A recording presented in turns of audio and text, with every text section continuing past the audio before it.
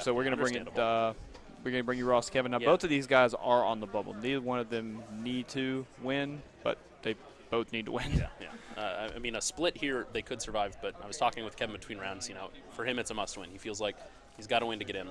Yeah. And he's not necessarily wrong here. You know, it depends on how these matchups shake down during the round, and we're gonna have Aaron off camera, sort of trying to get us that info live. So we'll let you know as soon as we know some other results.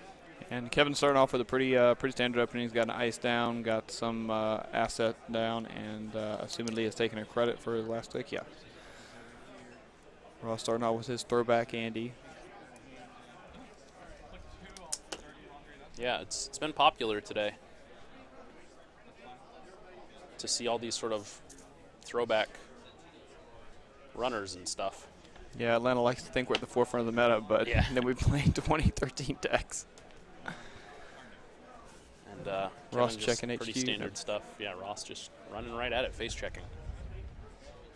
Which is interesting. I think he's probably pretty familiar with Kevin's version of NEH, which is the butcher shop version. You know, he wants to tag you, he wants to scorch you and traffic you. Kevin, one of those players that plays a deck, gets used to it, gets to know it, doesn't like bouncing around. I know a lot of the Atlanta players kind of bounce around a lot between various decks. But Ross not scared of, for instance, the Data Ravens and Gutenbergs of the day. We do already see a traffic accident in hand for Kevin. And he's going to risk private contracts. Oh, I love this card. It took a while to catch on. And people keep trying to tell me that it's not efficient, and I hate to break it to them. They're wrong. Marked accounts is not super efficient either, but it's the huge trust cost that does it. And that is really the only reason you play it, is because it would cost such a tempo hit for the runner to trash it. I mean, I would rather have an okay economy card that's going to be there than a great economy card that's going to go away the next turn. And that's something I think you sort of touched on earlier when you were talking about Breaker Bay and HB, is that beforehand, you know, Adonis and Eve were sort of worse trashing for the runner because it slowed the corp down so much. And now the corp can play those cards for much cheaper, and it still costs as much to trash. So now ETF, it's back on its game. Yeah, so I mean, the corp hasn't really gained a lot of economy lately. It's gained new ways of creating economy. Yeah. So still pretty standard. Kevin just sort of drawing up, trying to find the cards he wants. He's got ice on R&D and HQ. Ross has a ferry out, has security testing. So, you know, until Kevin can ice up remotes, if he does, Ross is going to have some pretty steady income. I mean, he's got Yogg, special order in hand. Yeah.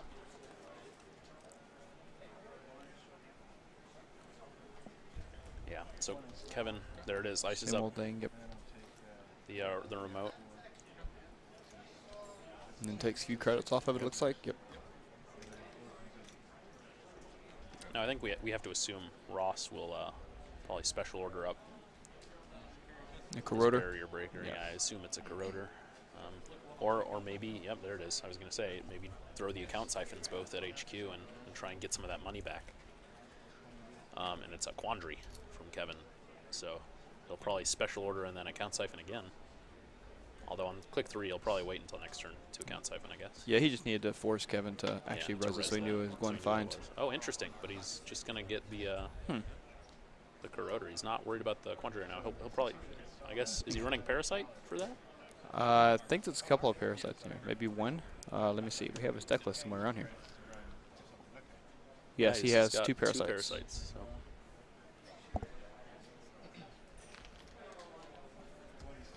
Kevin creating another remote. Gets the draw.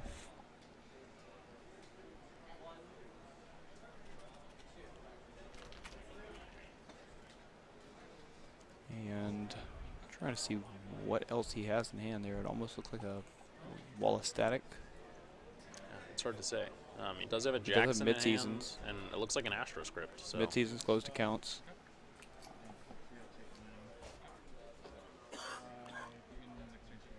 And Ross trying to decide where he's going to go here.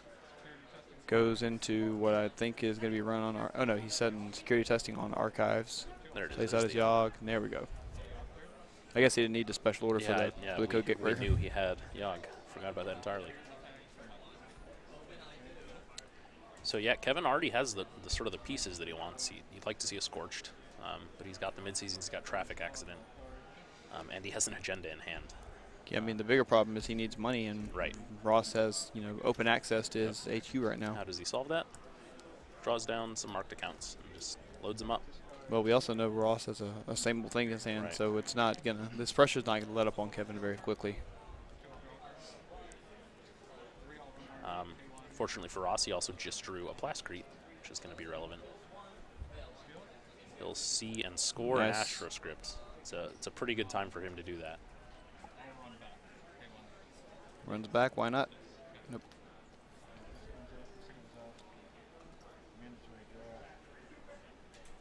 Kevin will draw that card. It is a toll booth.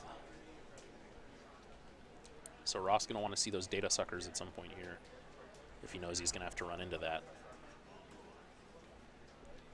But got to be pretty happy with that Astroscript score, right? It's a pretty big piece of, or a pretty big agenda that Kevin wants early. And the fact that he hasn't been mid-seasoned here is always a relief. I mean, stealing those Astroscripts is a bigger thing in this game even than a lot of NEH games, because the big thing that Butcher Shop can do here is that it threatens that fast advance, right? And it threatens that it can beat you normal ways, which is how you fall into this Scorch trap. Well, if Ross can get these Astroscripts out of his deck, now suddenly Kevin is reduced to pretty much a straight-up Scorch deck, and Ross can deal with it a lot easier. Right. Doesn't have to worry about that dual threat.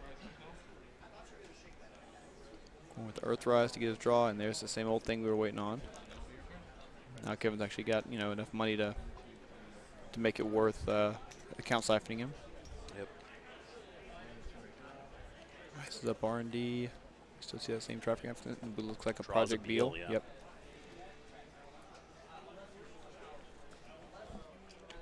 And trying to figure out what he's going to do here. Maybe clicking on those marked accounts and getting a little more credits set up. I'm not sure. He is checking. I mean, we know he doesn't have a lot of ice in his hand. He's going to eventually have to start pushing these things out or just creating another server. His protections kind of run thin. And he could use the credits on those marked accounts. He has another turn. And yeah, that's what he's going to do. Yep. Reset those. Yeah, I think he knows he's just got to sort of outlast this storm from Ross. Only we know he's got, I think, two same old things now. One in hand, one in play, that can make that hard for him. Eventually you just kind of go, there's only so many account siphons you can play. Yeah, you'd think. And yet at that point, the game's already over, which is unfortunate. And Ross has got to feel pretty comfortable because he's pretty well out of mid-season's range at this point. So Kevin draws, I think, another Jackson. So that's two now that he's seen. Yeah, two in hand, in fact. So not really what he wants in hand, necessarily. Oh, in fact, does he have two in hand in addition to the one in play? Maybe. That's rough. And he sees a breaking news and something else. I can't quite catch it. So he has all the end game cards he wants, but he hasn't built up the early game, right? He's kind of in this middle ground where he hasn't gotten his board set, but he's not ready to end it. And he's kind of plugging along with these random assortment of cards he can't do anything with. I'm not sure if it was a melange we saw, but it might have been. I'm not sure. I think Kevin I'm pretty sure Kevin one. plays melanges.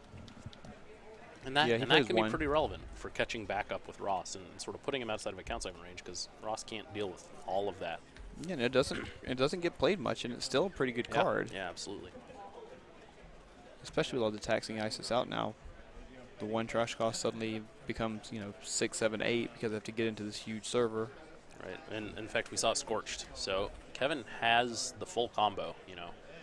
He's got the tagging and all of the meat damage. He just needs the money.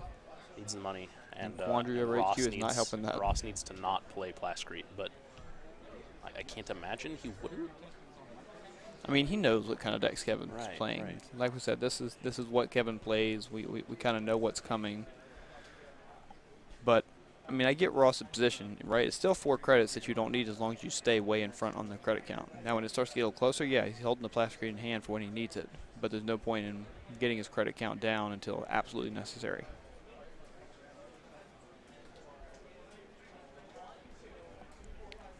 And Kevin going through the dilemma of what he's got to trash. Or, in fact, in this case, what he's... 2 Jacksons? Yeah, what he's popping Jackson to save is really... 2 different Jacksons, man. Yeah. He got really flooded. almost like watching Corey play IG again. So Ross will see a Midseasons. That's got to make him feel a little better. Well, yeah, but having played Kevin before, you know, he's running 3. I mean, in faction, why not? Yeah, right. But what it can do is you see it in the trash and you can think, well, maybe he can't really afford to keep it right now. False so maybe, sense of security. Yeah, gives you this false sense of security. Maybe you think you can get away with something. And then it turns out he's got the other 2 in hand with a scorched in a traffic accident, and the game's over. So you got to be careful. Now, is he playing any alternate ways of tagging him here? No score? I think that's it between that and the Gutenberg. And, oh, interesting, not running the Data Ravens today. So that's something to keep note of. That's really it. Yeah, he's just sort of relying on the midseason, which means if Ross gets to 6 points without being tagged, then yeah. I mean, he used to entirely up to. I mean, I know Kevin used to keep closed accounts in here. He used to keep psychographics in here in as well. Yeah, you know, and I think he's just tried to go straight kill at this point. Yeah.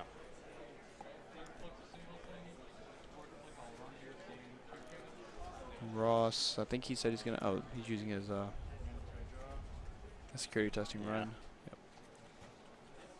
Just to keep his money up ahead of Kevin's, and that's, although, you know, that's smart. I wonder, like, you want to keep your money up, but I mean, you have enough to trash those marked accounts. I know people don't normally, but that big of a credit disparity, yeah, you know, that might be something to keep hold on. They do eventually drip in, and this far into the game, it's only 2-0, so you're still looking at a lengthy game ahead of you. Like, it's not like you're wasting time, and the game's going to be over in 2 turns. Although, from Ross's point of view, he might be fine with letting Kevin spend 2 clicks to reload those, right? Sure.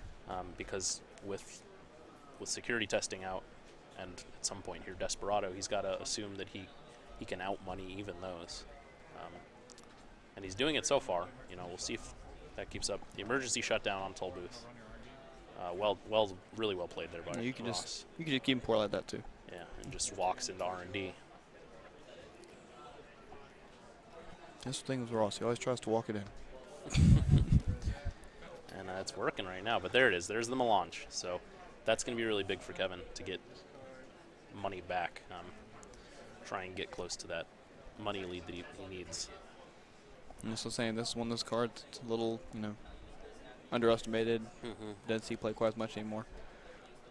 And yeah, Ross, now what Ross could do here, yeah, I mean, he could same old thing for account siphon and then go into the melange server. But even that, Kevin's still sitting on 7 credits even after he does that. So. But then he's just waiting for the 2 scorches. He could play Plastic for click 4. Well, you got to clear tag for. Oh yeah, I guess no, you can't. That's the thing. You'd use 1-2. He would run. Yeah. Forgot how same old thing works. You know, bad player that I am. So Ross. Don't listen to our advice, guys. Ross draws that parasite. Plays a sure gamble. So now we're sitting at 22 to 12. Yeah. 13, I think, for Kevin. 13 maybe. And then he plays sweeps. Suddenly, so, you know, yeah, 17. +4, yeah. And he'll install on that remote. I mean, Ross is going to go check it. After that big money swing off melange, I assume he has to go in there and look at least. Now, what is Kevin doing here? He loaded one. I think he's taken his money and put it I onto. think he's just he's making a change. Okay. I thought he took his money and put it from his bank onto marked accounts. I was confused. There, no, just cleaning up the stack a little bit. So he's at making 18. He's making it easier to compare. He's putting his 5s to Ross's 5s. And yeah, he doesn't care how much money he has. He cares how much money he has in comparison to Ross. And so Ross going to run at archives here, get that data sucker token. You think maybe he just saves the parasite for the toll booth whenever it gets inevitably rezzed? I don't know. I think he wants to save the same old thing for the toll booth. I don't even know that he's, you know, saving it for account staff necessarily. I mean, if the opportunity presents itself, sure he will. But that's the big swing for the toll booth. Yeah. Going Ross back to HQ again. Wants to see if Kevin has something in hand.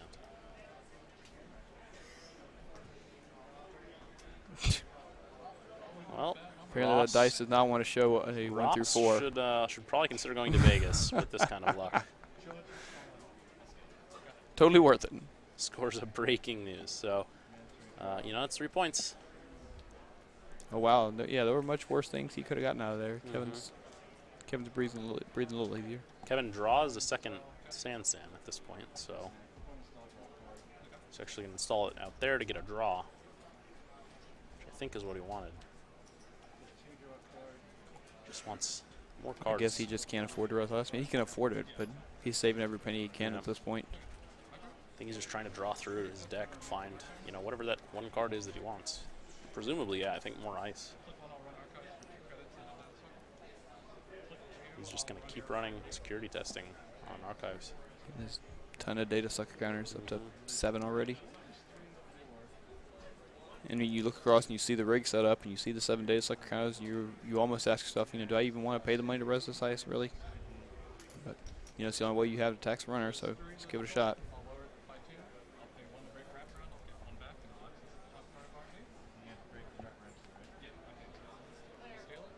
Aw. Love the 1 card top deck scores off R&D. So archives for 1, R&D for 2, running. Where's he gonna go for 3? Oh, draws a card for 3. I thought for sure he would parasite that toll booth and just kill it. Maybe not. There's a reason we're just sitting back in the booth, I guess. But Kevin got to be feeling the pressure here, you know. He's 1 agenda away from losing. I mean, at this point, you can't mid-seasons, so his entire Scorch strategy is shot unless he can trick Ross into taking a breaking news. And if he has it in his hand, he just has to play it on the board, get Ross to run it, and then hit the mid-seasons.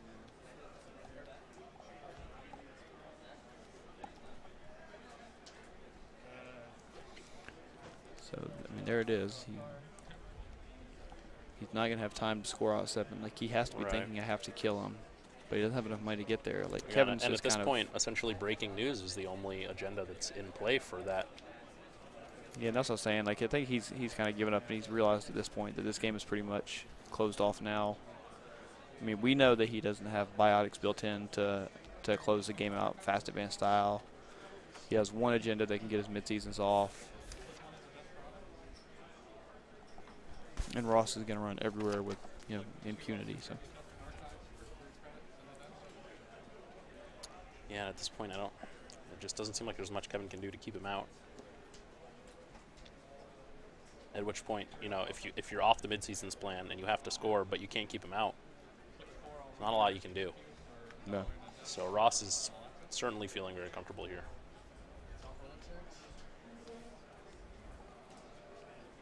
Just going to see another toll booth in Kevin's hand. Is he just going to keep running HQ here? I mean, he has the money to do it. Yeah. If you shut down or parasite the toll booth, he'd have money to run into R&D at whim.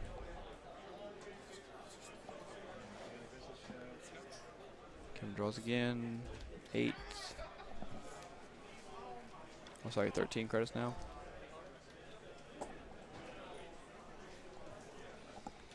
Trying to find some kind of hope of something, some spark. So he drops an item from HQ. I guess we can assume it's the other toll booth? Probably. I mean, he's just trying to shut off HQ, but I mean, he knows as soon as he touches something to the board, Ross is still going to run at it. Right. There it goes. There it is. Waited long enough.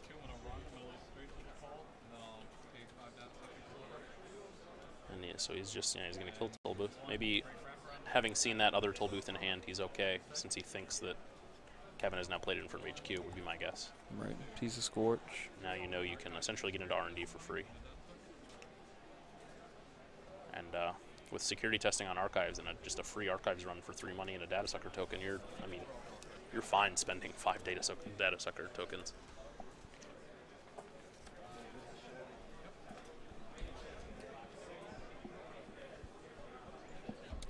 And Kevin, his DBS, he's going to be able to sort of mitigate some of this by keeping agendas out of Ross's way, but that only works for so long, right? I mean, he's just trying to find time to get money now. If he can stall the game out, maybe he can figure out a way to get back above Ross in credit disparity. It's going to be really tough. I don't know that there's a way he can do it because Ross is going to sit there and earn just as much as he can every turn. But, I mean, right now it's the only hope Kevin has.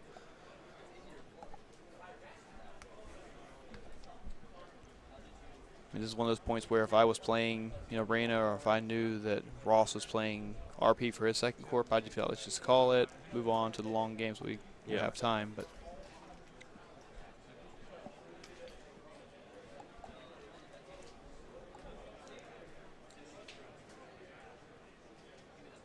Kevin still just pondering, trying to find a way out of this. He's looking for any sort of exit here. And Kevin is certainly one of the more thoughtful players around here who will take his time to make these decisions. And so I imagine, you know, just everything is running through his head right now. I mean, he's trying to come up with solutions. And that's one of the reasons he's become one of the better players in the meta in the short time he's been playing. I mean, Kevin's been playing all of 3-4 months. 4 months maybe, and he's now top 8'd 2 tournaments, I believe. Yeah. Possibly knocking on the door for third, depending on how, you know, when else his games go.